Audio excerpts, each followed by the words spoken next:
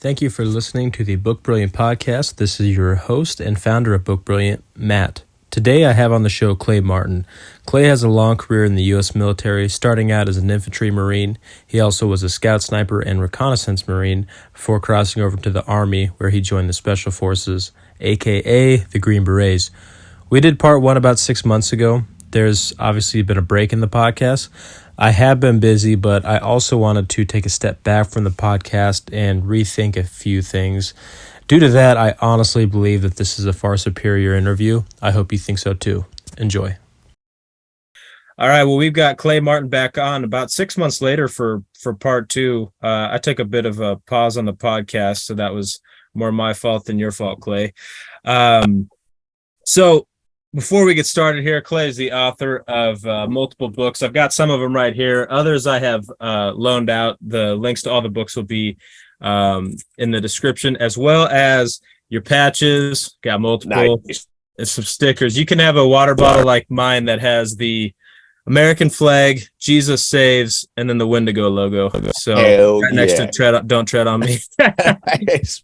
So, and I want to say before I forget, we'll link the Wendigo store. We'll also link Defiance Group, and I'll let you talk about it later. But while I was out, I've been training a lot, doing Clay's Defiance training, and I have written a book called Sleep, which was released last year. And because I published through Amazon, it's kind of hard to do signed copies of books and stuff like that. So I wanted to make a deal with anybody. If you purchase my book, Sleep by Matt Bechtel, on Amazon, and you email me at matt@bookbrilliant.com, I was thinking I will sign the stuff I've been shooting my BB guns and training the different targets. So I use the hell out of these. Like once I've shot up one logo, I'll start shooting on the outside, so the spread is all over the place. But if anybody messages me at matt@bookbrilliant.com, shows me the confirmation code to the book, at my expense, I'll mail this out to you. I'll mail one of those out to you. So Nice. There we go. Well, Clay, you were in the military for about 20 years. If I'm reading your bio correctly, you were one of the guys that would use up all the hot water and the showers and the internet. So when the guys who were out there in the field came back covered in blood, they weren't able to shower or get hot food. And so sometimes it got dicey for you, right? Never missed a salsa night. Yeah. 3 squares a day. Yep, that was me. Yeah, so sometimes when those grunts came back, they were kind of mad. So that's when it really got dicey for you. No, Clay, your resume, it really does sound like something an 8th grader would make up in a Call of Duty lobby.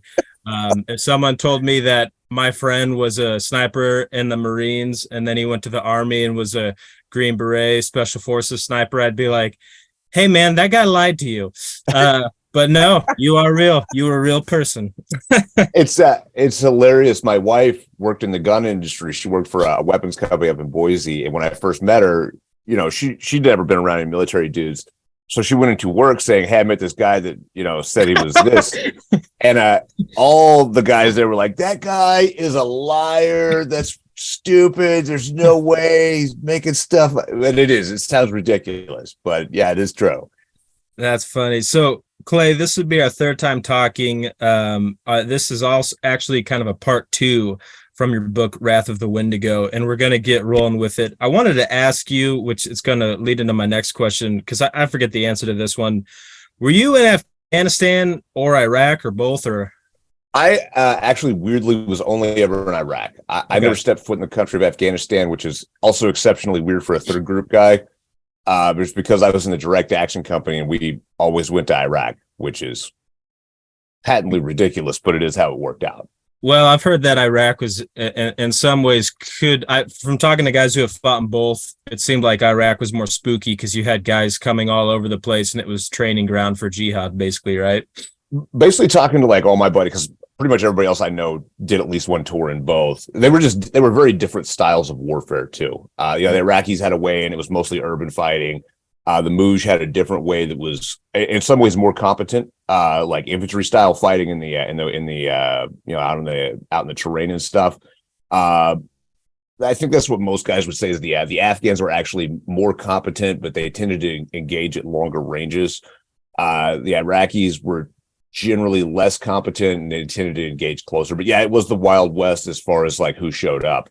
Yeah. That was actually one of the theories put forward by I forget his name right now, but he was the founder of one of the biggest. He was founder of Stratfor, which used to be the biggest private intelligence company in the world. That we actually started the war in Iraq specifically because it was centrally located. So jihadis from all over the region could come get a piece, and we could fight them on somebody else's turf, which makes actually sadly a lot of sense. Yeah, I've may have talked about the book before, The Prisoner in His Palace, and it's the guards talking about what it was like to guard Saddam Hussein. And it's a fascinating book. And one of the things that they said, actually got it right here. Nice. One of the things that they said, though, was that he would always say, your country is going to miss me when I'm gone. You have no idea what it takes to hold these people down. So, He wasn't wrong.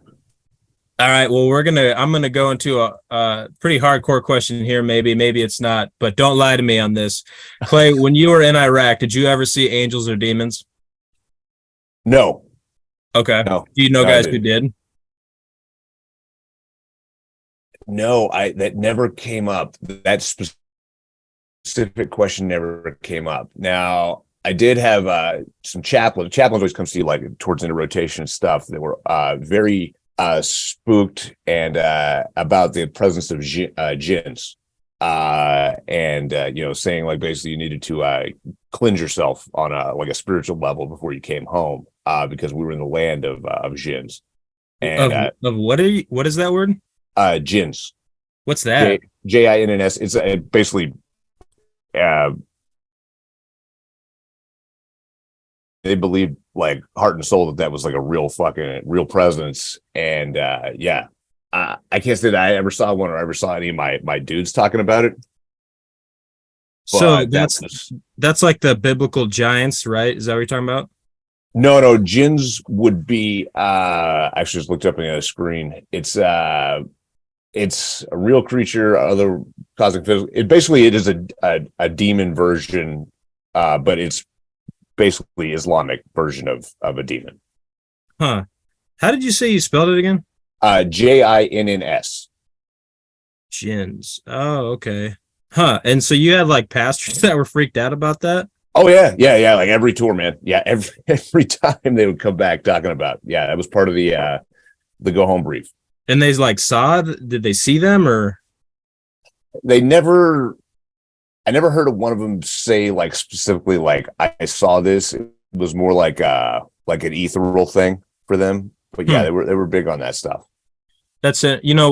This is leading into the next question, which we touched on in the last interview. But when I had written this book, Sleep, I wrote it about sleep paralysis, and the reason why I did was because, to me, sleep paralysis has a solution in Christianity. It's probably the only phenomenon that I know of where saying the name of Jesus makes the thing go away, right? So that doesn't happen with typical medical conditions. And so I wanted to write a fictional book on that and kind of talk about it from the Christian perspective. But what's been interesting is since it's come out, the people who talk to me about it are like teary-eyed and are like, I did not know that more other people suffered from this. I didn't know what this was.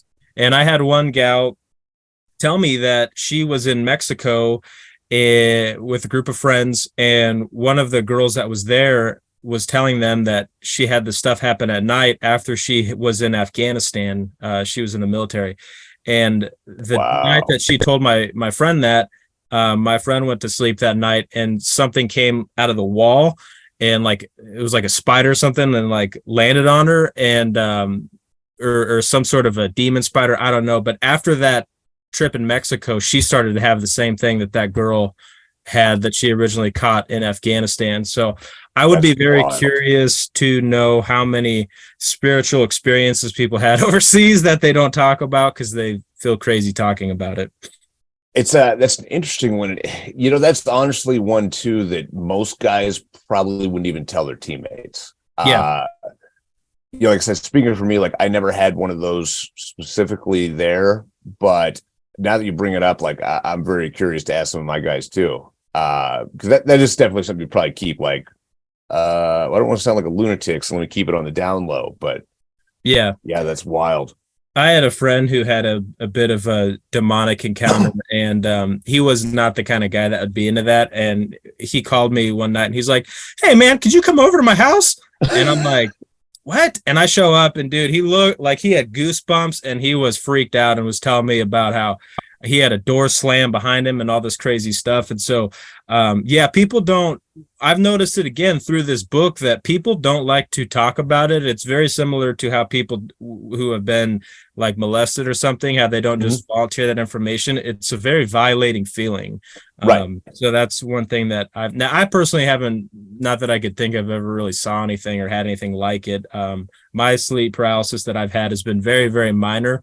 But anyway, that kind of leads into the next question, though, which is last time we talked, you said you could do a whole episode on this. So here we are. What was the weird stuff that happened when you were trying to not write it? Oh man, Not write Wrath of the Wendigo. Obviously it was a very trying time too, because like COVID had happened. I just lost my house in a house fire, and I'm trying to remember the sequence that it went when I decided I wasn't going to write the book. One of the weirdest ones, the one that I do remember very distinctly. So I'd moved to Oklahoma, doing whatever here, and I just decided the book was too complex to write, and so I shelved it. And I'm in the backyard and I'm working on a deck for my wife. So I'm holding a drill with the drill bit, and I'm holding it in a way that I would never hold a drill. I'm holding it by the head, so it's down at my side with the blade sticking forward. And my oldest son is also going through like a weird time at that. He's like very not affectionate and stuff. And this would have been maybe 8 months before I wrote the book. He comes running up to hug me, and that drill bit stabs him right in the fucking nose, almost into the eye. And he almost lost that eye, like just completely ran. We took him to the hospital, everything's fine. But it was terrifying because I knew, like, right in that moment that was both a punishment and an omen. Because who is who is one of the deities that reaches out in the book? It's Wotan, with one-eyed Odin, Wotan himself. Oh. Wow. Yeah, that was powerful magic. That was very I was like, whoa. And let me think, what else? So you don't believe in like why am I blanking on the word? You don't believe that that was just a random accident by chance that had a meaning to it. It did. And I mean I knew it the second it happened, because I actually thought he'd lost his eye. The way he grabbed onto me and like recoiled back, blood and everything. And it was like an instantaneous thing. Like I knew instantly what that was for. Yeah, it was wild. There's some other weird stuff.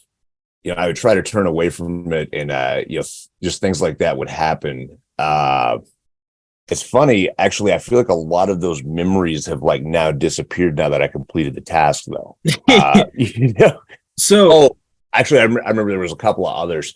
So I'm trying to do my real job at that time. I'm trying to like do my gun review stuff or whatever. And, things that like weren't supposed to happen on the way. I'd be like, okay, screw the book. I got to go make a couple of dollars. A storm would blow in. Like, now you can't go outside. Oh, wow. Weird stuff like that. So it really wanted to come out. Yeah. Would you ever hear, I'm getting deeper into like the woo part of it, but I have to ask, because if I don't, someone's going to wish I would have.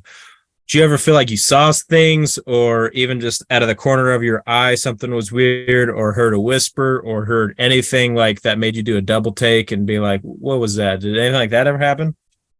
For me, it was more like visions, which is actually where the book came from too. Particularly when I was like getting ready to go to sleep, or in my sleep, it would be a vision of the book, what I was supposed to be writing, or some kind of like a pressing, like, you will do this, you are going to perform this task.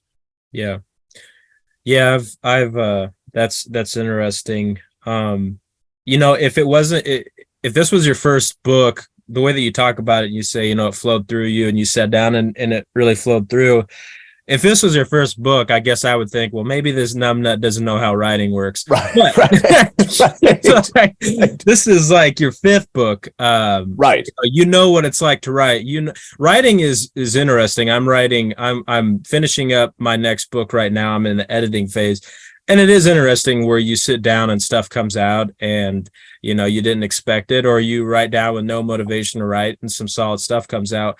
But you had said that this was different for you. It was a wholly different experience. As like I said, I'm not new to this. I've written 2 fiction books, one in first person style, one in third person style. And it's just learning curve stuff.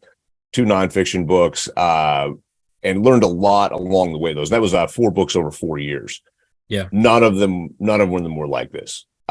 Those other ones, like, I had the story in my head or whatever, and it kind of flowed. This was different. This just like poured out. Like I didn't feel like I was having to imagine things or make things up. It was just, here we go.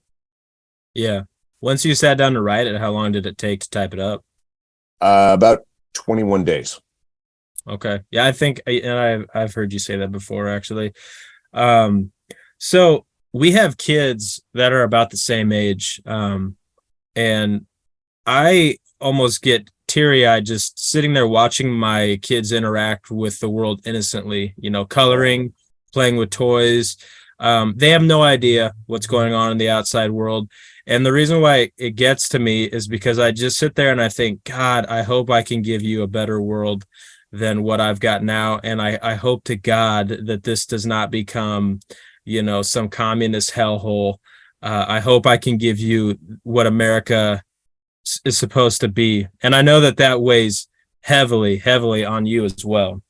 It does. Yeah, no, it absolutely does. I feel that deeply myself. And I really think it's worse than a communist hellhole what's coming.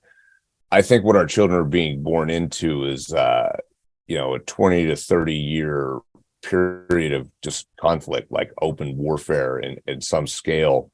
And having seen what that looks like as a grown-up too, like that is terrifying. And it's not ever what I wanted for them.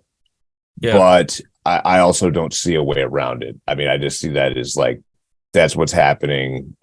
We're set on that road in a way that cannot be altered. And it's what it's going to be. Yeah.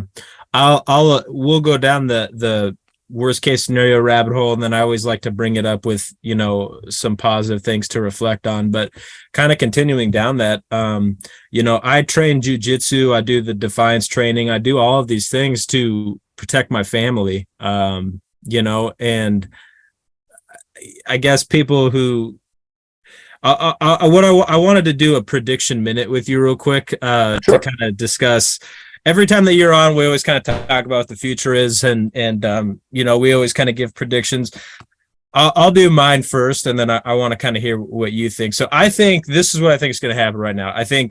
Honestly, I think things are going to calm down and get somewhat good for about a year or two before the election. I think things are going to get decent. It's still going to be painful. It's not going to be as good as it was a few years ago. But I think people are going to kind of get lulled by that, and it's going to be kind of a calm. But during this kind of quote unquote calm period, crime is still continuing to skyrocket. So you're still going to need to know jujitsu. You're still going to need to know how to use a firearm, because crime's going to get sky high. As I kind of had already said, the economy is still going to suck, but it'll be uncomfortable. But the pressure, I think, will get lifted a little bit. Then I think after the election, I think whether we have a Democrat or a Republican president, I think if the Democrats win, it's going to get it's going to get crazy for different reasons. I think if a Republican wins, especially Trump, there's probably going to be more of like a military coup, or the law enforcement's going to basically try to overthrow it, just like we've seen in history or in third world governments. If the Democrats win, I think it's going to turn more into 3-letter agencies are going to start getting crazier and feel more comfortable doing things. They're going to feel emboldened, I guess. So that's kind of my prediction minute. I was going to now turn it over to you, see what you think. I think we've got a couple of wild cards that are still out there, and you can't really back up with any facts. Like, this is definitely what's going to happen. I'm the same as you. I'm kind of making this up whole cloth.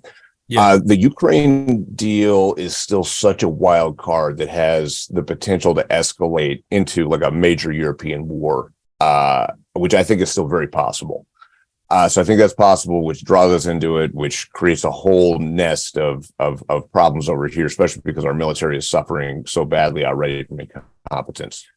Yeah. I also think it's still on the table, the idea of a limited nuclear exchange in Europe, which sounds crazy, but I think it's still possible. We're talking like theater level stuff, but it's still very possible. So I think that's one. Two, I actually don't believe that they can make the economy better for any length of time. Like I actually think we've run so deep into the debt cycle and things are so screwed up, as well as the dollar losing its status as reserve currency.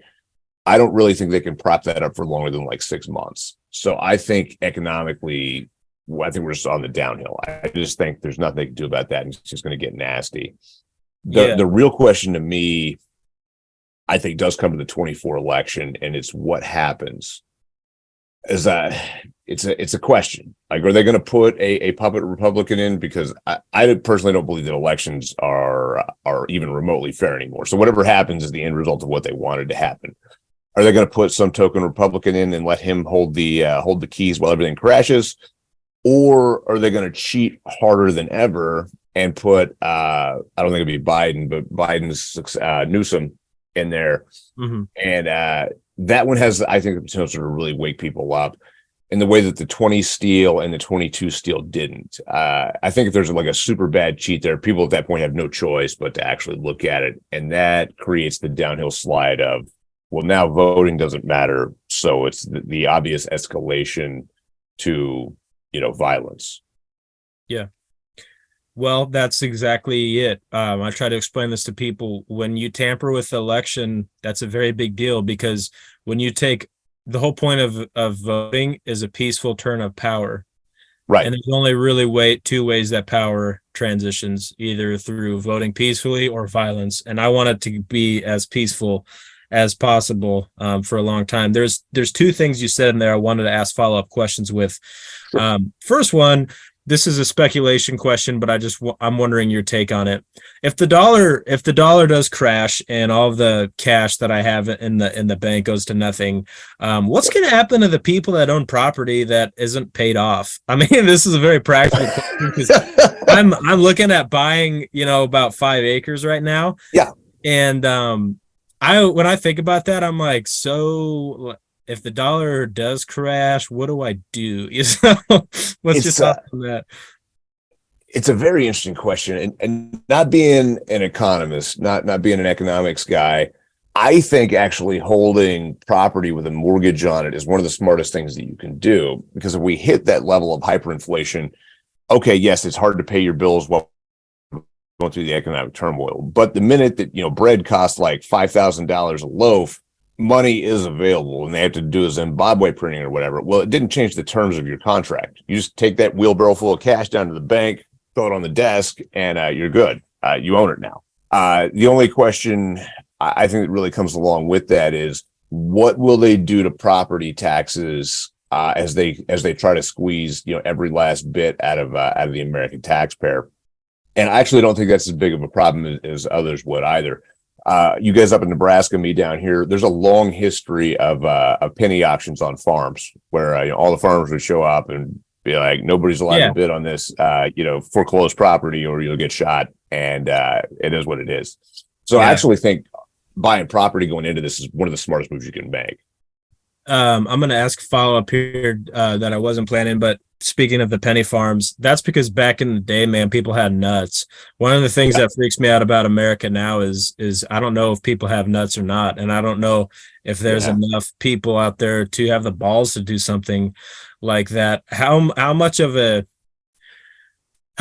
own downfall is going to be because the typical American man thinks that all life is working Monday through Friday, and then you get a golf sometimes when you can and watch some NFL football, and hey man, that's life, and politics doesn't matter. I see it as a huge problem, actually. Have you read Peter Rengel's biography? Peter Wrangle. Yeah. Which one is that? Peter He's Wrangle. the I forget the name of it. Always with Honor, I believe. Anyway, he's the general that ended up leading towards Yes, the end. I The just Tsar. bought. Oh, I should have brought it. I should have put Oh it up yeah. on the Okay. table. It's sitting under my desk. I just Nice. bought it. I just bought it from Mystery Publishing Co. Yeah. Right? Yeah. You're gonna Yeah. love it. Fantastic book. But the big thing through that book is things that I didn't realize. I didn't really study the Russian Revolution. Basically, though, the Tsar's army on paper should have just absolutely curb stomped the Reds. Should have.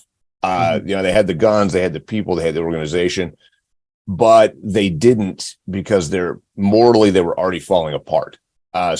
They were already broken, and so many of the Russian people just were apathetic and couldn't be bothered to pick a side. That's how the Reds won, and I see so many parallels with us that it's horrifying. But yeah, I think that's honestly, if we go down, that's why. Just because our people are bankrupt morally and intellectually, and will just continue with the bread and circus. Yeah, I got it mixed up at first with Peter Kent's book Minor of Trouble, which I've got, which is also made by Mystery. And speaking of that, I bought Always with Honor in an Amazon order with The Last Crusade, which is a book about Spain, 1936, that Jesse Kelly, actually, I saw him recommend. I wanted to read more about the Spanish Civil War. So after I finished that book, I was going to read the Always with Honor. So yeah, that's interesting. And then I was actually going to ask you about that later, because the point of it being is, I would say that the anti-communists won in Spain, right? But the good guys don't always win. And that's what's so disturbing about a book like Always with Honor. And that's what I've started to find disturbing with history is the good guys don't always win. In America, though, we have a lot of guns and we have a lot of people who are competent in guns, and we have a lot of GWAT guys. So do you think that we have, if things got that bad, that our experienced people would be able to lead us in a better way out? Or that's a very tough call. It really is. On the one hand, you're right. We have things that in some ways never existed in history, as far as dispersed population, armed to the teeth, competent. So I think it's possible. I don't think it's likely, though. I'm going to call it like 40-60 that it doesn't. Again, because most of our people that are competent in that way are asleep, or are very easily, what's the word I'm looking for? Snowballed. They just refuse to believe that things are happening until it's far too late. So I think those are factors, as well as I really think that the globalists in power thought this through, and they thought through how to negate those problems. And one of the primary reasons I say that, let's say that politicians haven't changed in the last 23 years, right? They've been the same guy pretty much. I mean, I don't believe that we used to have good guys and bad guys, and now we just have bad guys. I think we've always had just bad guys. Okay. The fact that they let the assault weapons ban expire in 2003 tells me personally that they were never afraid of the guns. Otherwise, they wouldn't have done that. I mean, that ban from 93 to 2003, I mean, it made things very difficult to get high capacity magazines. AR-15s, basically nobody owned one because they looked silly the way that there weren't a lot of them in circulation. I can remember when 17-round Glock magazines were going for $100 a piece, because that's what having a pre-ban one cost. When they let that go, even back then, I had this moment of, oh, they're not afraid of this. I think they can solve everything with a fifth generation solution, which would be a surveillance state, change the money and cut off your access to funds. And they're just really not that worried about like on the ground dudes kicking their teeth in. Now, that could be miscalculation. These people are also arrogant and think they're a lot smarter than they really are. But that's kind of how I see it right now. Yes. So, the gun's never been the issue. That's what I always point to, Europe for that. I say the gun's not the issue, because what's going to happen is it's going to start with a gun, and then look over at, is it England, where they have banned knives, and their argument is Yes. only a chef needs a knife. Okay, so what does that tell you? Right. Nuts? It tells you that it's not the weapon of choice or the tool. It's the evil in human heart, which you cannot police. What you can do, though, is raise up immoral people and make men again. That would be that would be helpful. The other thing, though, with what you just said, though, was that there is arrogance there with the people that have the money or have the power. When you look at historically, I'll say that God does not take kindly to people that try to raise themselves above Him, and so I think the downfall from the Tower of Babel or any other story, anytime that a king tries to put himself above God, it usually doesn't work out well for the king. Correct. So absolutely correct. we're going to get to this point here in a minute, but we're going to kind of talk about the God side of this. But one more follow-up question. So how do you explain Trump then? In Wrath of the Wendigo, you talk about all the elections kind of being set in advance. And when I was telling my dad about Wrath of the Wendigo, he's like, well, what does this guy say about Trump then? And I thought, oh, that's a good question. I don't know. So how do you explain Trump? You have to look back with a cynical eye, and you have to put aside all the stuff and think, okay, how could this have benefited them? So if we extrapolate that we think the 2016 election was rigged as well, which is possible. There's also a possibility that if you look at 2008 with Obama, they cheated a little bit. 2012, they cheated a little bit more. So one theory is that back then they were only amping the vote a little bit, just to, this much margin to push their guy over the top, and that they just didn't calculate how unpopular Hillary was, and that she was going to get curb stomped. So they didn't turn the algorithm up high enough. She lost, and they had to deal with it. The more cynical possibility, and I believe that there's a high possibility this is true as well. They weren't ready yet with all of their agenda stuff, and they needed to buy time. So they bought 4 years by putting their guy, Trump, in office to do absolutely nothing. Is when you look at things that he promised to do and what he actually accomplished nothing. He built no wall. He deported no one. He got Ford to temporarily bring a factory back. Okay, big deal. Nothing he did had any semblance of permanence. He didn't clean out the government. He didn't get rid of any of the appointees. And basically, he just became the focus of all the lefty rage for 4 years. And all the right-wing dudes were at home like, we're good, man. We got a guy in office. Okay, yeah. Watch some football and drink some Bud Light. We're good. So I do think that's a possibility. He was their dude, and he was just a stalling tactic for 4 more years. I like what Jesse Kelly points out, how the communists and the socialists have no problem rolling up their sleeves and getting on the school board and getting on all these small positions and working their way up and holding power, which is why the next book that I am releasing is How to Win a Local Election. Because even if you're not a crazy politically savvy guy, you could at least hold the line. And God, right. that's my request to anybody out here listening, is you can hold the line in your small town. You may not, be an engineer. You may not think that you're qualified to sit in these meetings and know, but you know right from wrong. And if you know right from wrong, you can at least hold the line. And that's a powerful thing, man. I've been involved in just taking a step back, whether it's business or anything. I've been involved in so many meetings where I did not feel like I should be in there, but there would be something going on in the meeting where I realized something was off. And I would just raise my hand and say, hey, have you guys thought about this or that? And they would think about it and they would fix it. And I would think, geez, if I wasn't here and if I didn't say anything, this could have been bad. And that's on a small scale, but trust me, this is on a big scale as well. So, the people listening that love America and they love God and they want to have a better future for their kids, please get involved. The other thing too, by the way, with the Trump thing is Jesse Kelly also kind of talks about who did COVID better, and Ron DeSantis did, hands down.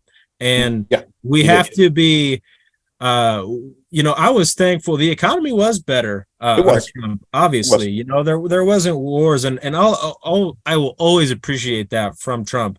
But we have to not worship him like an idol, and we have to be able to call balls Right. and strikes, and we have to say, hey man, you messed up there. And if he says I did, and he explains why, like Trump Jr. has made a lot of sense where he said, hey, we thought if we told people to do something that they would do it. We just thought that that's how it worked, and we found out it didn't. So I haven't listened to Alex Jones for a bit, but I know that Alex Jones was even saying, hey, Ron DeSantis is not the skull and bones guy that you think he is. He's actually pretty legit. What do you think? And I don't want to spend too much more time on this, but what do you think about DeSantis?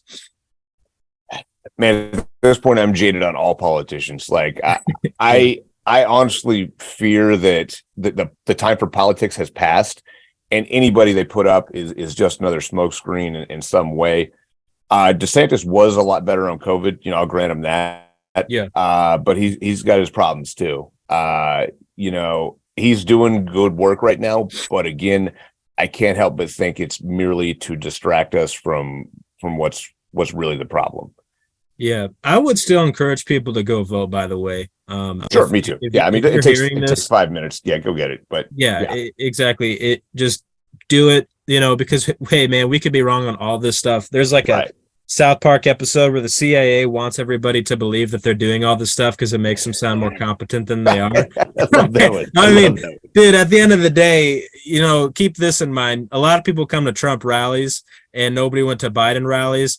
For all we know, Biden won fair and square because people just thought, you know what, I'll vote for this old geezer, but I'm not going to his damn rally. Right. We don't know. So still go vote. Don't just throw in the towel completely. Now I do want to talk about kind of the God side of things. I learned in the last episode that you were a disfellowshipped Jehovah's Witness, which blew my mind. Is going through crazy, right? Yeah. So the Jehovah's Witnesses have a big end times view. Christianity has given up a lot of ground, as I said in the last episode, because of their end times views. Right. Growing up, how bad did that mess with you, or did it at all? Oh man. Oh dude. Yeah, no, crazy. I mean, absolutely not. I mean, you got to remember about the Jehovah's Witness dude. They're a cult, man, like a legitimate, like dyed in the wool cult. And it's actually a lot worse in the Midwest than it is even on the coast. The coast, they kind of, I don't know, I guess they're not as crazy, or they keep it buried a little bit more. But the ones in the Midwest are nutty. I mean, absolutely nutty. But yeah, I grew up from the time that my parents converted when I was like 10 or 11 until, I saw through it. Like the world's going to end in like the next 10 minutes. Like you'll never graduate high school. Like everything is crazy. This is it. This is Armageddon, and it's happening. And it's been actually funny to watch that evolve over the last, God, hell, am I now 30 years? 30 years. Yeah. Where they have to change their own doctrines, all this other crazy stuff to adapt to that. But yeah, no, it was it was weird. It was a very weird way to live. And then once you see through something like that too, like, oh man, these guys are totally full of shit. It's actually takes some remarkable, I'll say strength even, but some remarkable stuff to like, oh, that's not what's happening. And we're going to have to actually, live our lives longer than 5 minutes into the future. So yeah, it did shape my worldview, but it was, it was basically just a nut bar way to grow up. I mean, completely insane. Yeah, I would like to encourage anybody who has grown up maybe in the Jehovah's Witnesses. The tough thing is once you come out of a cult, especially one that's kind of Christian based or derived from it, is it's really hard to get back into actual Christianity. It's really hard. Right. No, it is. I would recommend people check out Dr. Walter Martin. He was the Bible answer man. He wrote a book called The Kingdom of the Cults. I'm looking at it, but I can't reach it. He covers all kinds of cults in that book. He would also on his radio show talk to Jehovah's Witnesses a lot. And if you want a eschatology, which would be the theology of the end times. If you want something different than the movies Left Behind, I would encourage anybody to check out the books.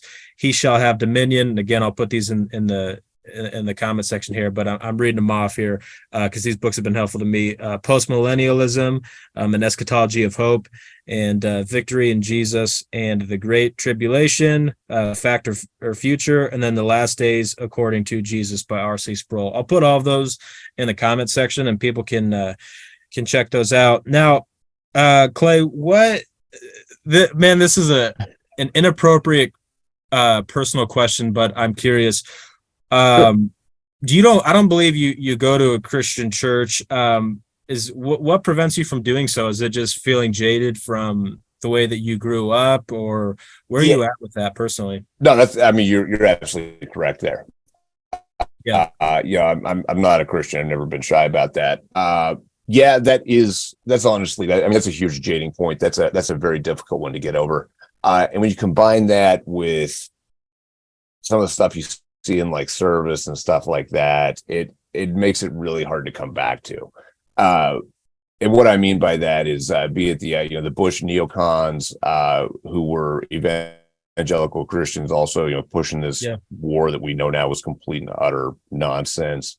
Even to the service members that there are a lot of that, let's just call them not good Christians. They hold up the faith as a shield, but they don't live it, not even close. They not even a little bit. Basically, they just use it as an excuse for everything they want to do, and all is forgiven. Those things are a problem, as well as I said, I don't come down on Christians at all. I believe that there is a massive difference between true believing good Christians and people that go to church, and that's a lot of the problem in this country right now, actually. Yeah. Many people. Go ahead. No, you can keep going if you want to. Well, so many people profess these ideals, but it's more of a social club than anything. They don't actually believe it, or we wouldn't have these problems. We're allegedly still a 70% Christian nation, and yet we have these things going on. We have drag shows in churches, which is insane. It's absolutely insane. Even to smaller doctrinal pieces, but they still matter. Female priests, that is as unbiblical as it gets. And it's true. And I think in a lot of ways the Christian message has very much been hijacked by con artists and salesmen. The evangelical TV preachers. Remember all the scandals they were in the 80s? It was so dirty. Yeah. And it's a problem. They've led a lot of people astray, but that's basically where we're at, and that's largely what prevents me from walking that road. And I think that there's a lot of people that absolutely relate to that. For one, I think I've read before that less than 5% of Christians have actually read the Bible. If they had, then they would see where Paul says, "I do not permit a woman to preach." I had a pastor tell me once, he said, every time a woman becomes a pastor in a church, the church always gets more liberal. And that's amazing. It stirs up inside of me the same feeling Jesus had when he flipped tables when I see a church that has a drag queen show, because that's not a church. It's not a church. You do not know Jesus. I'm telling you that right now. It actually makes me mad when someone says, that, oh, look at what Christians are doing. That's not Christians. That's not Christians. You know what I mean? Right. If I go, just trying to think here, if I put on an Oklahoma Sooners jersey and I tell everybody I'm a Sooner and I go around kicking people in the nuts, just because I put the jersey on and said I am it, does not mean that I'm that. There's actually a guy who my wife loves to listen to him, by the way. His name's Costi Hinn. He wrote a book called God, Greed, and the Prosperity Gospel. So if you caught that last name Hinn, he's Benny Hinn's nephew. And so he grew up like driving Jaguars and going to Dubai on the church's dime. And wow. he actually left that and became a legitimate Christian. And then he wrote about it, and he's kind of excommunicado from the Hinn family. I bet. Yeah, dude, you should check out the book, because it's a really good book on like his journey of that. And There's a book by, and I've interviewed him, Jack Deere wrote a book called Even in Our Darkness, and he's a pastor, and he points out, he's like, people are bad everywhere, and he's got the worst experiences of being in church. He had his son had he says accidentally, his son killed himself. He thinks the son was playing Russian roulette while he was high and drunk. Oh no. But he had somebody who, after his son died, somebody emailed him and was like, people who kill themselves can't go to heaven. And Jack says in his book, he's like, whenever the devil needs to get a message through, he can always find it through a Christian. And Wow. you look back even at when Jesus was crucified, he had like 100 followers or whatever at that time. They all scattered, they all left. Yeah. The Bible says you're going to struggle for the faith that was once delivered to saints. And so, I just because you're a friend and anybody listening who I get it, I'm going through the same thing with a family member. They went through a bad experience and they're jaded and they don't want to touch it. And trust me, I get it. But my encouragement would be even just starting with the Bible, just read it and just try to read it for what it says and not, a scope or a worldview that you've been given, and, see if it speaks to you. Cause I'm sure it will. I do want to, if you have anything you want to say there, feel free to. Go ahead. Go ahead. I do want to transition or not. I want to now kind of talk about some of the things that I think are positive. Some of the things we have going for us. We're seeing a lot of laws get passed all of a sudden that are banning a lot of the things that we're not cool with, and are opening up laws for the things that we are, cool with. We're seeing way more outlets of people speaking the truth boldly, in ways that we haven't seen before. When I was a kid, or when I was, let's say, maybe high school, early 20s, all that was really out there at first was Steven Crowder, who right. I will say I actually think is a turd now. But back in the day, I thought he was cool. And done it pretty bad, man. Yeah. So this is people's ability to hide who they are. Yeah. Oh yeah. And so, now there's a lot more of that. Whether it's a guy like Jesse Kelly, who I think is awesome, Daily Wire, The Blaze, there's certain things with all these companies or these people where it's like, I don't really like that take. But overall, I think that it's kind of new that we're seeing that. I mean, there's always talk radio, but I think this is like talk radio on steroids. I think that that's going to influence a lot of kids. I think people are going to see through it because when I was a kid and you watched the nightly news, if you didn't have a dad that was sitting there scoffing at everything they said, you didn't know any better. Right. Of course not. Yeah, no.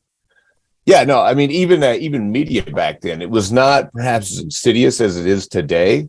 Yeah. But they were still pushing an agenda. I mean, I'm talking even in the 80s when I was coming home from school watching, whatever nonsense came on after cartoons.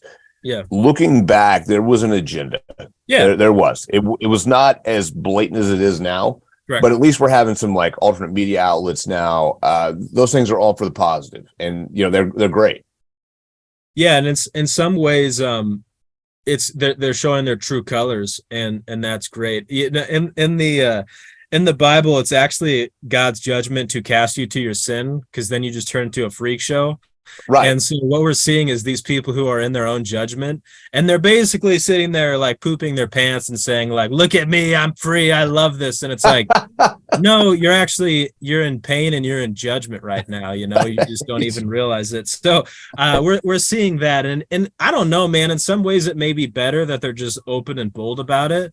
Because you kind of get a Darwin Award if you can't protect your children from them. And here's your Darwin Award. I don't know what to say, because nowadays it's way easier to just see it for what it is. You know what I mean? Right. It's wild. It's insane how on the nose it is. Like you can't miss it now. It's right there. Yeah. So, with some of these changes in cultures, I think, having the parallel economy, where if you're right wing, then you're going to buy Jeremy's razors. And if you're left wing, you're going to buy Gillette, and, we'll probably kind of continue down that path. And I don't think that that's necessarily, the worst thing out there. But I wanted to pause from the big destructive talk and kind of talk about the world that we live in more now. And what's weird, dude, is I actually had a dream about this last night. I had a dream that you and I were in LA and we were vigilantes. We were trying to solve a crime. I don't remember what it was, but I just remember that we were in like an abandoned house and some guy was there and we're trying to find him. And then you had like escaped and I had to jump out of a window and I was like, damn it, I don't have the moves that Clay has. It was I think I've never had a dream about a guest on a podcast before, but there we were. So we were hanging out last night. So kind of along that lines, in the world that we live in now, let's say that my mother-in-law calls me up and says, your high school brother-in-law just punched a cop in the nuts and now he's in Omaha. He's running away. We need to find him in this big city. You actually talk about this kind of lightly in Concrete Jungle, that you have experience in this. I do. So what do we do if you got to run away and you need to meet some homies on the street and get some intel? How do you know that you can trust if you go up to a homeless guy and are like, did you see a kid wearing a monster flat bill hat? How do you know that you can trust him? I mean, how do we do some real life intelligence? Man, here's the hard thing about that. You can't. Yeah. So honestly, the hardest thing about like getting intel out of people, and whether you buy it or interrogate it or get it via pain compliance, the problem with any of those things is you have to have experience first to know if it's true or not. Even then, there's always a question, and this is something that I had a huge leg up on when I was talking about that in the book, because I had practice, because that's part of what I did for a living. So part of that, I mean, actually in intelligence circles, there's a whole grading matrix of how good you think the information is. It goes from A1 down to I can't remember what the sequence is, F8 or F9, something like that. F9 being bad, A1 being great. Okay. But honestly, the question, the way to get better at that is on a lesser scale to start doing your intelligence practice now. With the other things that I talked about in the book, such as talking to your local 7-Eleven guy every morning you buy your coffee. Yep. Or the dude from the paramedics crew, whatever. You get a feel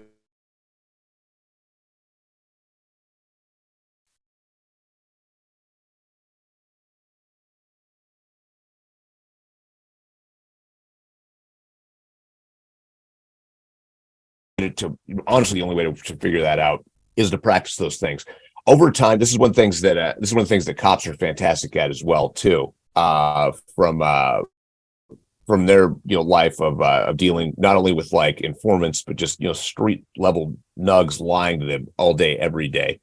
They get practice. All right, cops are fantastic at spotting lies. They are great at it, especially like city cops that have lots and lots of practice. But that's the only way that you can do it, man. You have to have that experience first, and the way to gain that is small steps, small scale. Yeah.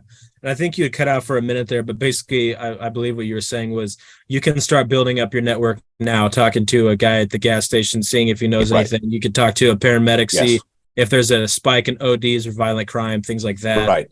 And that's not just building your network. That's learning how to information for truth, and it's learning how to look at the facial tells or just the body language of who's BSing you and who's not.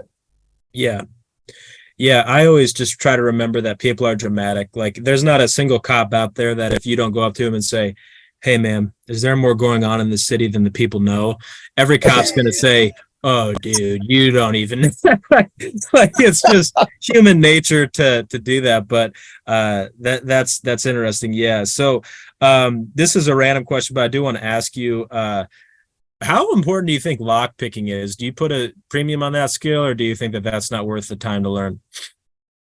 Not really. Mostly because of this. Because now, if we're talking about like old school lock picking with the locks, and it takes a long time. I actually practiced this for like 8-9 months one time, like a couple hours a day, and I never really got good at it. And there were other guys that just had a feel for it that mastered it very quickly. Huh.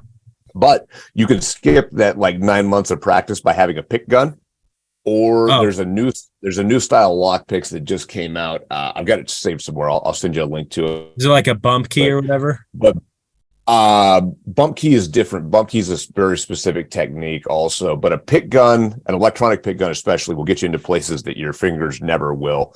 And there's another style of lockpicks that just came out that basically shortens the learning curve down to a few hours. So it's worth knowing. But overall, like in an espionage front, I don't think it's that important, especially things that are actually important. Now we're starting to run up against other things like electronic locks, that kind of thing, which are different to bypass, which, is good to know too. I also sometimes, I've lived a weird life because I've lived both sides of this equation. And I was always much more was spiritually inclined to use the shotgun to blow the lock off. Yeah. And that's just me. That's just me. So it kind of influences how I think. Yeah, I get it. That makes sense. And so when we kind of wrap up here, I'm going to give you the floor to talk about some of your projects and stuff you've got going on. But before that, I did want to get your advice, and I've been holding off till this podcast for it. So I've got a fictional book idea on practical steps that people can take to help make America better. Mm-hmm. And what I see in a lot of books is it's on a philosophical level, or it's just kind of a lot of complaining. And then at the end, they're like, what's the solution? Fight harder. And it's like, well, what does that even mean? Right. I want to give practical steps on on what you can do to make your community better and things at a local level. Now, because I really want this to get out, I've thought about trying to go to a publishing company, and we kind of talked about this before, and I'll tell you specifically why I was thinking about it. I was thinking, I've got this podcast. I'm writing book reviews that are going to be in multiple newspapers. So by the way, I'm going to cover your books. So hopefully that makes a difference for you. But I'm going to have this in multiple newspapers. So I think that might be a selling point, to a publishing company. But what I really want is I want to write this book, and I'd like it to pop up at an airport, bookstore, or Barnes and Noble. Gotcha. Yeah. Not just being limited by Amazon. Now, I get like 95% of books are bought on Amazon, and I'm sure if I was talking to Tucker Max, he'd probably tell me, you're delusional, your books will never end up there anyway, so just go with Amazon. But, what do you have any advice or thoughts on that or anything? Yeah, I do. It's traditional publishing is so tough and so glacially slow. Yeah, you're right. You can do it and you can win that way. But actually, what I would advise is this. Some of the best-selling books of the last 10 years were self-published books first, including, if I'm not mistaken, 50 Shades of Grey. And there's at least one other like super famous one that I know about. If something sells well enough as a self-published book, publishers will buy it. But largely what I've seen is it's never worth it, just because the 5 big publishing houses have such a lock on what gets out that they're not going to let it happen. Even my first 2 books, which were published by a publishing company, that was published by a smaller one, and I didn't realize this at the time, that basically means they put it on Amazon for me, which cost me 50%, which is awesome. Yeah, it's great. Yeah, it's absolutely awesome. But my advice is, go ahead. I was going to ask, if you start off publishing on Amazon, I don't know the terms well enough, even though I have a book on it. Can you? Yep.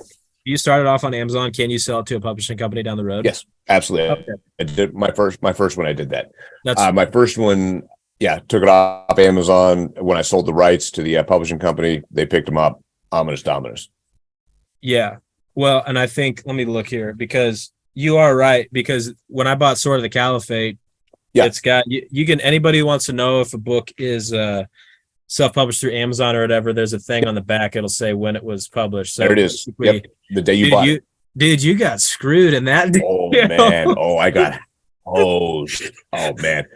Oh, dude. And the worst part is you're dealing with an agent, and this is the other thing. A real publishing house won't deal with you; they'll deal with your agent. Yeah, an agent owns everything that you make for 2 years.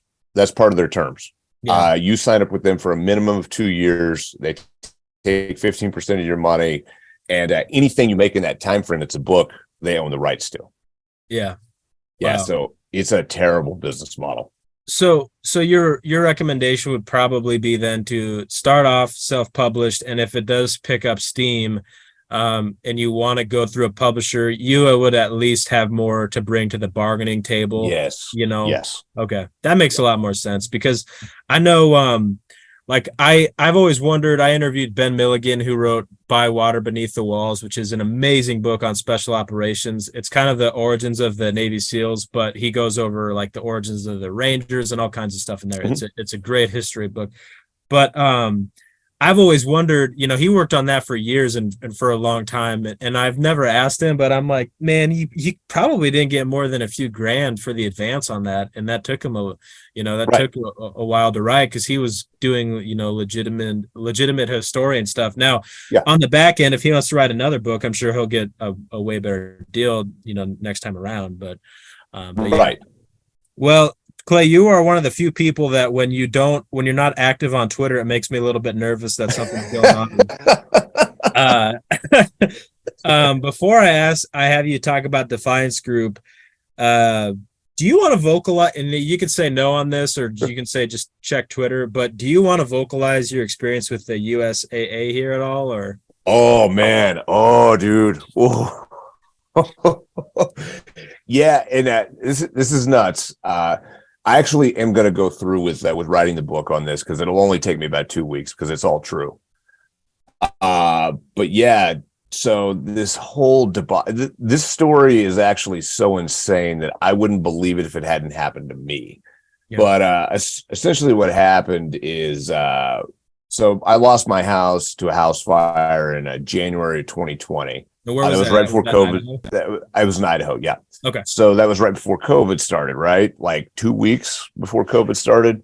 Jeez. So all this crazy stuff happened. State of Idaho lost the fire investigation for like over a year. Fired the dude that was working, the marshal that was supposed to be doing. This is no kidding. This has happened. When we called at the 1 year mark, like, where is this? Because nothing gets done without that. They're like, hang on, man. Like, who was working on that? Like, what dude?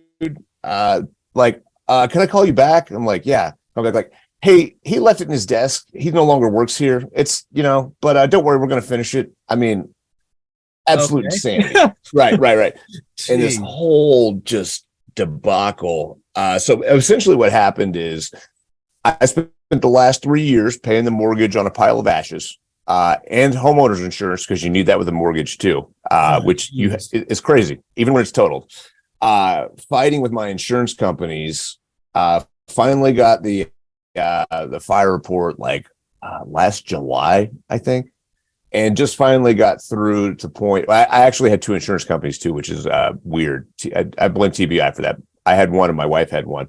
So the first company paid their 50%, which that's how it works for the house or a car. You don't get paid twice. You get paid. Each insurance company is responsible for a portion of whatever the damage was. Okay. So company number 1 stepped up and paid like half of the mortgage, which actually is funny.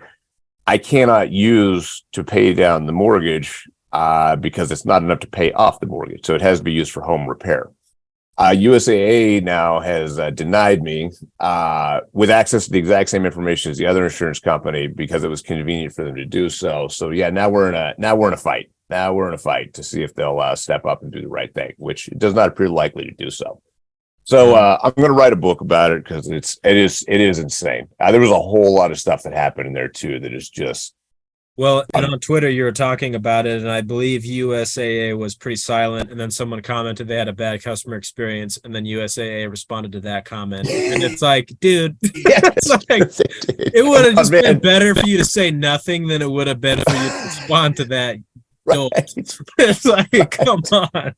Oh, it's been crazy. It's been nuts. So would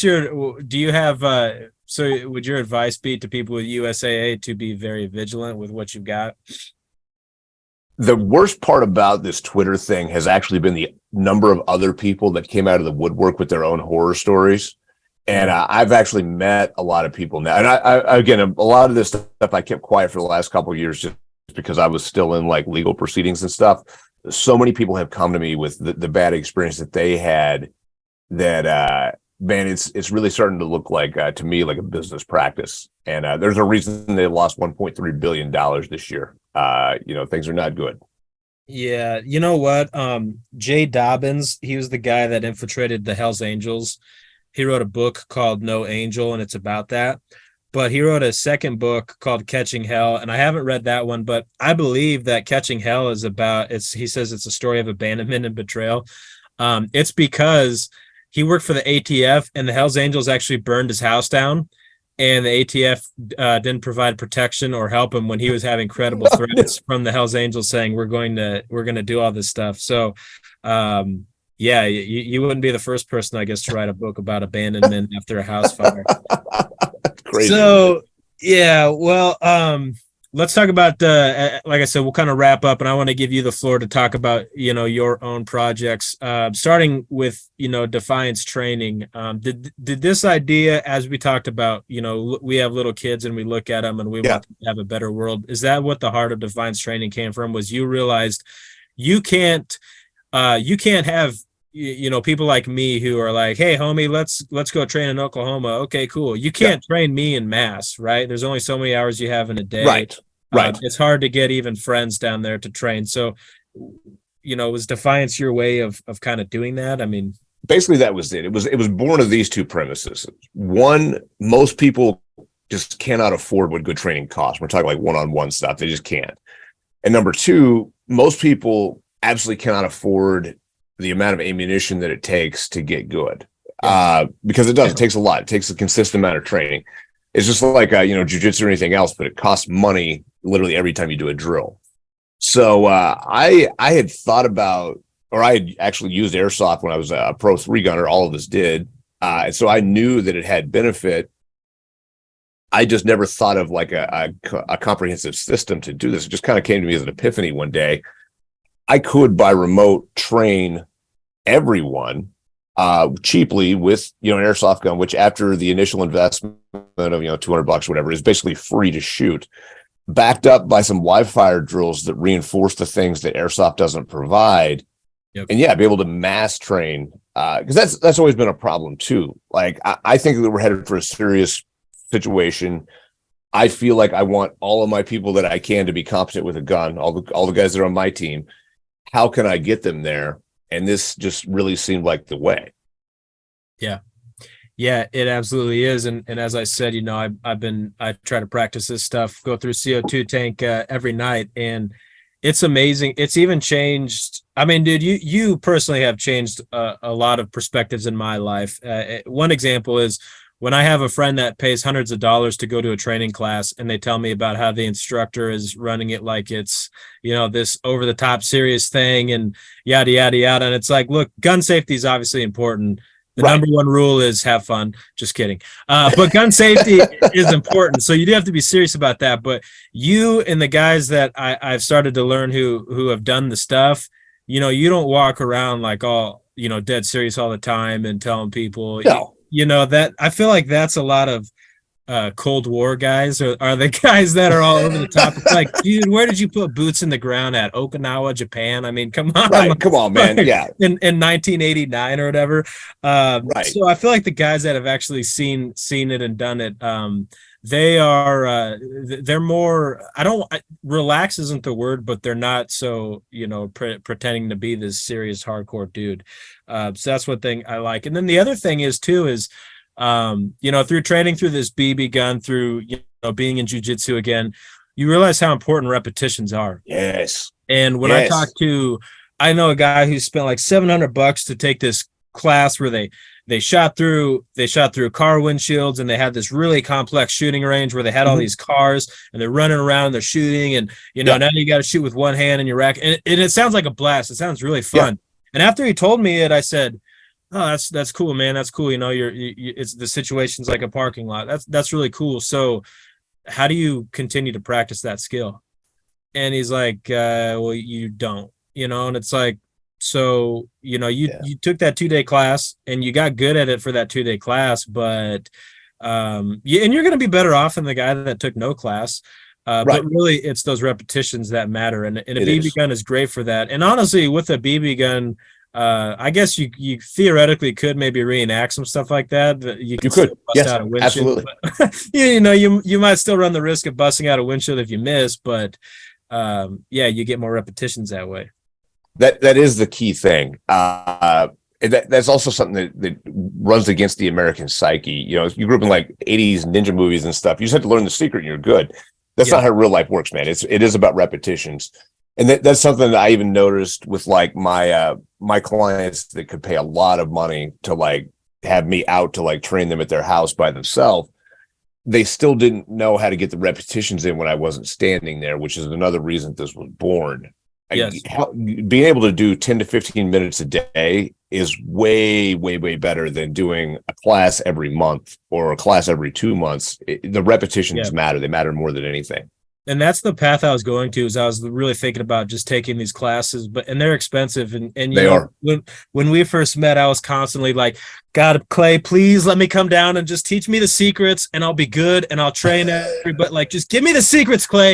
And it's like, I so badly just, and by the way, I do have some stuff I'd love to do in person with you still. Oh, yeah, dude, we got to do it. Yeah, by all means, come down. Yeah, we'll get it done. Yeah. But man, Defiance, like it was such an answer to that prayer, because it's like, wow, I feel so much better. I feel so much better carrying, being out with my family, you know, because of that. And, you know, you have to supplement it, you know, with the live fire, honestly. But yeah, you're right. I my thought process before was, well, I just have to go find Clay or find someone like Clay. He will teach me the secrets and I'm good to go.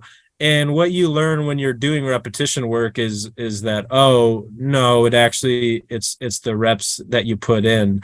And I don't want to, I hate it. I've really tried to refrain from asking you, you know, what's going to come next in Defiance training. Oh yeah. But I've been super curious about this, and you may not have an answer. That's okay. Sure. But do they make AR platform BB guns like they do handguns that do you think that you'll do something like that down the road? Absolutely. So here's actually where we're at with this is we had to start off kind of slow just because I'm not even really sure who Defiance is for, to be perfectly honest with you. But we kind of started in the principle of like, okay, this is probably for somebody that doesn't have a lot of handgun experience. So we've started off kind of slow doing some skill building and stuff. The advantage of what we're doing, though, is we can get to very complex training. Like the stuff your buddy was talking about doing a parking lot.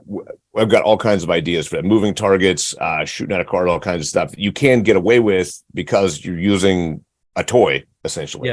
Yeah. We're going to get to carbine stuff as well, because that's also a huge thing. You know, our rifle ammo being so much more expensive too. So I really see, especially over the summer, we'll probably end up with two paths after that. We'll end up with like a very basic path for people that are just like new to guns. This is a safe way for them to learn. And we'll have an advanced path for people that are, you know, a little bit more experienced, that want to do some more complex stuff. But yeah, we're going to get crazy with it because it does. The only thing that's missing from the rifle side is it's very hard to replicate shooting at range, which is the most important thing with rifle. So we're still trying to work through how to fix that. But yeah, we're going to get to those things too. Absolutely. That's cool. Yeah. And I mean, you can always say too, if you do something and you think it's a little bit advanced, you can just tell people, you know, try it. And if it doesn't work out well, you know, you can go back to these things, or, you know, try it, you'll get better or whatever. Like, it's really hard I've been trying the walking and, you know, what we're on. It's hard, right? It's tough. There's a couple of times where I got it like dead center, but nice. You know, honestly, it's like the first couple shots are I'm like, yeah, I don't even know if I hit you know, I might hit the wall on that one, but then you kind of get dialed in as you're going. So yeah, it's a great training. And what I like about it too, with what you did is, you know, you probably wanted to have high end multiple camera views and do all this stuff. But what I like about it is, you know, you're like, I've got this information, I want to get it out here. And so you're using your phone or whatever it is that you're using it from. And look, that's great, because, you know, I was showing my producer, Zach, for this, you know, I'm trying to get him to sign up. And it's like, yeah, you know what? It's Clay in his garage or whatever. Who cares? You know, listen to what he's saying, listen to the content of it. And then the nice thing about it too, is you can take what you say and go try it, you know, do it for $20 for 1 month or whatever. Go out and try it. And you know what? If it doesn't work, then don't sign back up. But it will work. It will work if you try it. No, absolutely. And you know, we'll get there. That was one of the things too. This has been completely bootstrapped. Obviously, the budget is like $0. You know, Yeah. But if it's very successful and a lot of people sign up for it, well, the next thing we're going to do is buy a camera crew, and that will make the experience better. But like you said, man, it's true. I am a world-class pistol instructor. I wanted people to know how to do this stuff, and so we just made it happen. That's how you do life. You just go make it work, and it'll fly or it won't.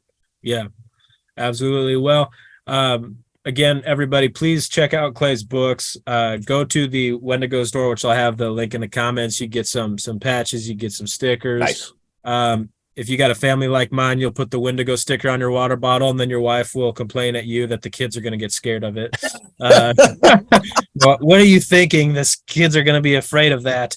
But yeah, and then as I said, after you get Clay's books, if you want to check mine out, if you want to check out a story about sleep paralysis, get Sleep by Matt Bechtel. Email me, matt@bookbrilliant.com, and I'll sign one of my targets here, and I'll send it off. So, and if you want to get one of Clay's books signed, you have that on at the Wendigo store as well. Yes. Yep. Absolutely. All right, Clay. Well, is there anything else as far as Wendigo? Anything about the future? Any final thoughts? I'll let you kind of have the last word here. There's something I wanted to answer because it just came up in email a couple of days ago, and I forgot to answer it there. And actually, several people have asked me, what is with the GPS coordinates towards the end of the book? And I'm going to answer it now for everyone. Yeah, actually, and I'll tell everybody, I asked Clay this off camera, and then I forgot to ask it again here, so I apologize. What is with the coordinates in the book, Clay? So I always like to add an element of realism to my fictional books. So when we got to the end part where that's going to take place, it needed to be proximity to New York City and proximity to Washington, D.C., and it needed to be a secluded rural area that's owned by a trust. So I actually pulled up the county map too to see if that parcel is owned by a trust, and it is, because a trust is one of the typical ways of hiding ownership. So that is an empty field next to a funeral parlor in New Jersey that would be, if I remember correctly, 35 minutes from New York City. That's real writing research there, and I'm very impressed. And to tell you how dumb I am, I looked up the coordinates, and it brought me to like the Statue of Liberty. Oh, so then I obviously I didn't type in the coordinates right. So then I was like Googling. I'm like, Statue of Liberty conspiracy, because I'm just like, trying to figure it out. So I just typed in the coordinates wrong. So there we go. Well, dude, that's really that's interesting. That's one of those things where some fiction writers will talk about, they'll write about something, and someone in the CIA or the FBI will be like, "How did you know that?" And they're like, "Oh, I just thought about it and kind of guessed." That's funny. Well, Clay, thank you for coming on the Book Brilliant podcast. It was great talking to you. Hey, thanks for having me, brother. I love it, man. Thanks again. Yeah. Thank you for listening, and please get a copy of Clay's book, Wrath of the Wendigo. You can get it signed at wrathofthewendigo.com. Also, please check out Defiance Training Group. Links will be in the descriptions for all of these. You can also get a solid gear checklist from Clay at claymartindefense.com. And as previously stated, if you purchase my book, Sleep by Matt Bechtel, and email me at matt@bookbrilliant.com, I'll send you a signed target. Thank you again for listening.